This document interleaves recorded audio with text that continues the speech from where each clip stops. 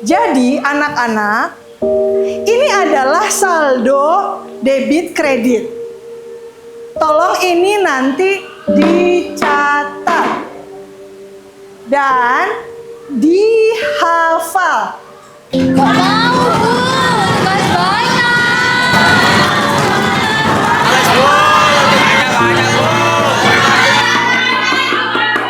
Tenang.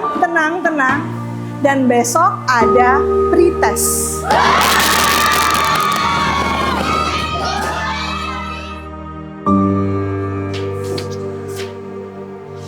Bagaimana, Nana? Susah. Loh, kok bisa susah? Iya, susah banget.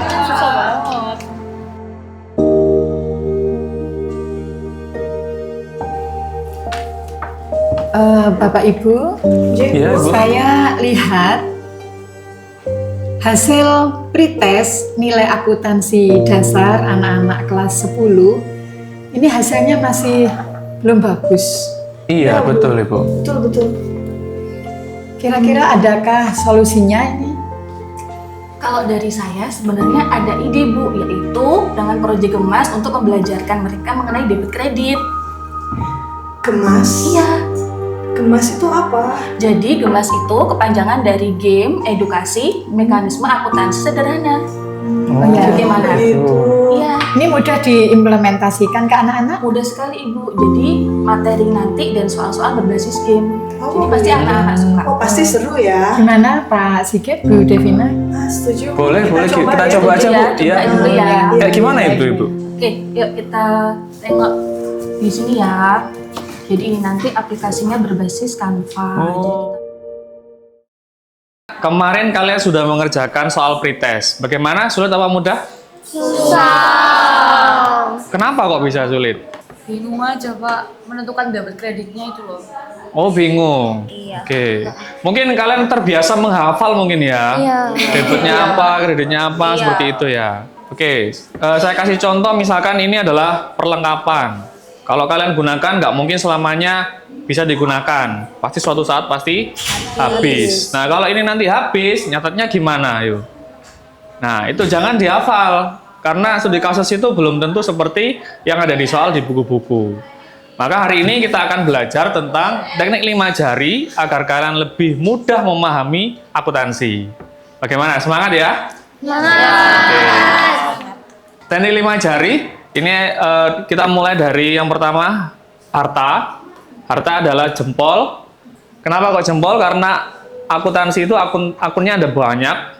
Sehingga harta ini kita masukkan di jempol. Yang kedua, hutang. Kalau kalian punya hutang, pasti ditagihnya kalian ditunjuk-tunjuk. Kemudian yang ketiga, itu adalah modal. Modal harus yang paling tinggi daripada hutang. Jangan sampai modalnya yang lebih tinggi daripada hutang. Terus yang keempat, yaitu pendapatan. Karena kalau punya pendapatan, kalian bisa menikah. Kenapa kok ditaruh di sini? Karena ini letaknya jari manis, tempatnya cincin. Dan yang terakhir yaitu beban. Beban harus lebih rendah daripada pendapatan. Karena kalau perusahaan kalian ingin untung, pendapatan harus lebih besar daripada beban. Makanya beban yang paling kecil. Kita review lagi ya dari awal. Yang pertama jempol, yaitu harta. Yang kedua hutang, kalau punya hutang ditunjuk-tunjuk. Yang ketiga modal, modal yang harus paling tinggi. Yang keempat yaitu pendapatan, letaknya di jari manis. Yang terakhir beban harus yang paling kecil. Oke, agar lebih mudah lagi kita akan belajar melalui lagu. Kita coba bareng-bareng ya sambil lihat lirik di depan. Oke, 1, 2, 3. Harta jempol, utang telunjuk, modal jari tengah, pendapatan manis, beban kelingking. Ini teknik 5 jari. Harta dan beban itu di debit, yang berdiri di kredit.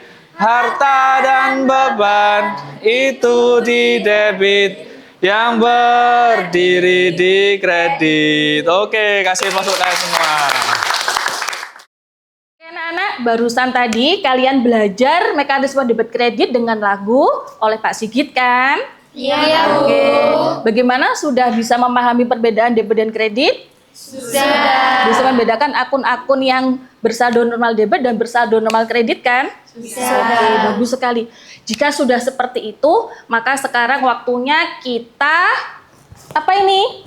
Gemas game. Oke, apa itu gemas game? Ada yang tahu? Apa ya? Baik, jadi gemas game itu gemas ya, game gemas. Nah, gemas itu ada kepanjangannya nih, Games Edukasi Mekanisme Akuntansi Sederhana. Nah, karena ini adalah sebuah proyek, maka nanti Bu Devi beserta anak-anak akan belajar membuat game gemas. Ya, game ini nanti kita pakai menggunakan aplikasi Sejuta Umat. Kalian pasti sudah pada punya nih, ya. Sudah ada yang punya aplikasi Canva di handphone? Sudah. Oke, bagus sekali. Nah, setelah ini akan Bu Devi kirimkan link, ya. Jadi silahkan link yang ada kalian buka, lalu kita mulai belajar membuat gamenya masing-masing. Nah, karena ada 3 tipe game, maka nanti Bu Devi akan bagi menjadi 3 kelompok. Satu kelompok 5 orang. Saya mau tanya. Oh iya, Ini kan kita disuruh mencari jawaban juga dari soalnya. Betul. Nah, ini pas kita maju, ini kita mempresentasikan soalnya atau jawabannya? Dua-duanya? dua-duanya. Jadi gimana prosesnya kalian membuat dan juga cara pengerjaannya. Tentunya kalau dengan cara pengerjaan harus sudah ada jawabannya dulu ya. Seperti itu. Oke, time is up guys. Berarti proyeknya harus sudah selesai nih ya, masing-masing. Sudah? Sudah. Oke, Bu Devi sudah tidak sabar ingin melihat project game yang kalian buat.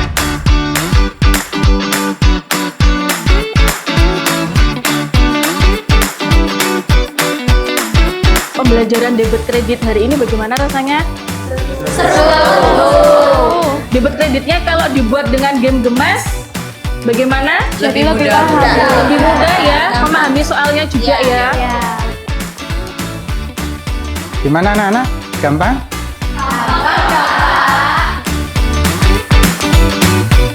Alhamdulillah Bapak Ibu, setelah saya lihat data, hasil post tes anak-anak, ini semuanya bagus sekali.